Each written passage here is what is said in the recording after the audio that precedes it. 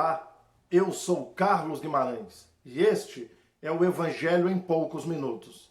Hoje, com a proposta de tentar responder aquela pergunta que não quer calar. Por que tantos males no mundo? Por que tanto sofrimento? Por que tanta coisa ruim acontece? Será que Deus não está vendo? Se está vendo, por que ele não age? Por que ele não faz nada?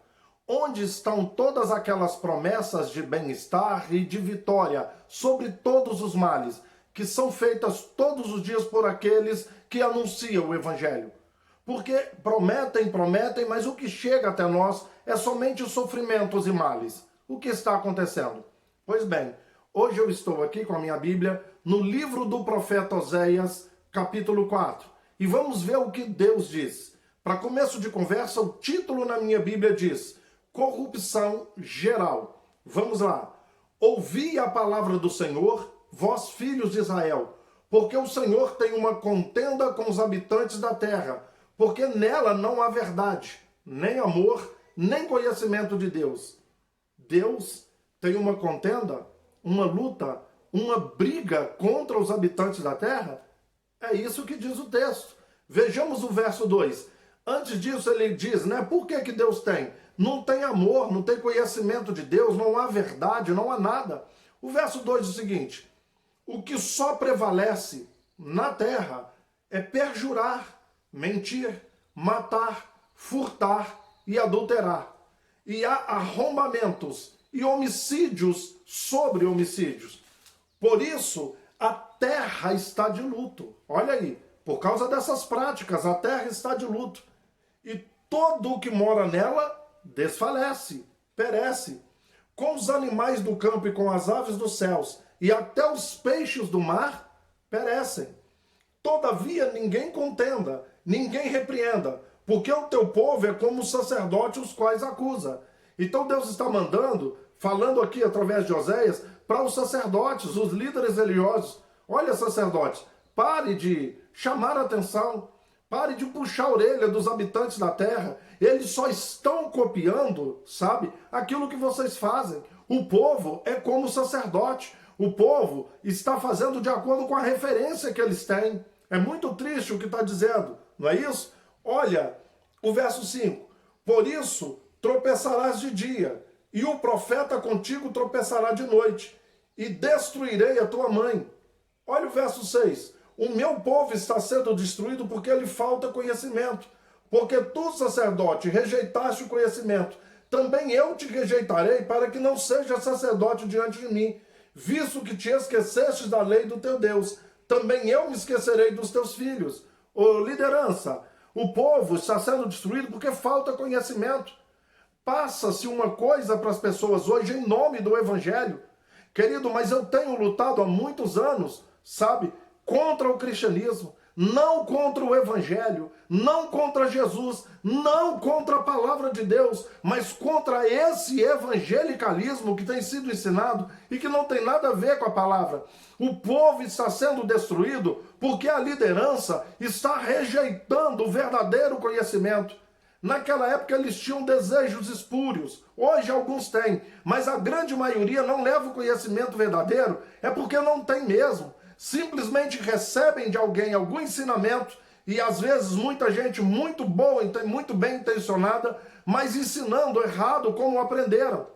Então, o povo está sendo destruído porque falta esse conhecimento. Foi assim na época do profeta Oséias e ainda o é nos dias de hoje. Continuando, o verso 7 vai dizer o seguinte: quanto mais esses se multiplicam, tanto mais contra mim pecam, e eu mudarei a sua honra em vergonha.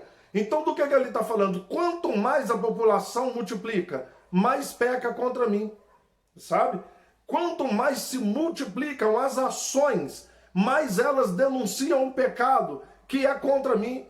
E sabe o que eu vou fazer com os habitantes da terra e com a liderança? Eu vou mudar a honra deles em vergonha. Não é o contrário do que tem ensinado aí muita gente?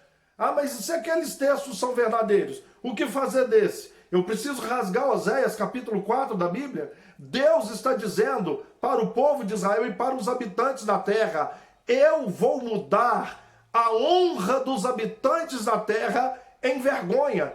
Também a honra da liderança, do profeta e do sacerdote. Ele diz, eu vou mudar. Essa honra envergonha. Por causa disso, o povo está cometendo toda sorte de pecados, toda sorte de impureza. E o grande motivo é porque falta o conhecimento verdadeiro. Fechando aqui, verso 8 ele vai dizer, alimentam-se do pecado. Está falando para os sacerdotes, quanto mais o povo pecava, mais oferta pelo pecado ia para eles. Então a liderança se alimenta do pecado do povo. E o povo também se alimenta do pecado que pratica. Então olha aqui, alimentam-se do pecado do meu povo, dizendo para os sacerdotes, e da maldade dele tem desejo ardente. Até deseja que o povo, a liderança, né? Era o que Deus estava dizendo naquela época. Os sacerdotes, os profetas, desejavam que o povo pecasse. Porque quanto mais pecasse, mais oferta entrava e maior a porção que eles recebiam. Muito triste, querido. Verso 8. Por isso, como é o povo, assim é o sacerdote. Castigá-lo-ei pelo seu procedimento e lhe darei o pago das suas obras. Eu, o Senhor, vou castigar os sacerdotes e vou castigar o povo pelas obras que têm praticado. Está respondido para você? Por que há tantos males? Por que há tanto sofrimento? Se Deus não vê, se Deus vê, por que ele não faz nada? Então, é uma contenda de Deus contra a terra. Ele disse, eu vou castigar a terra. Portanto, querido, há uma necessidade urgente de uma verdadeira volta para Deus, de uma verdadeira volta para o verdadeiro evangelho. E preste atenção, pelo que eu estudo da Bíblia, pelo que eu conheço, não mais haverá um grande avivamento na terra. Pode haver um avivamento pessoal na minha vida e na sua vida. Precisamos de um arrependimento verdadeiro.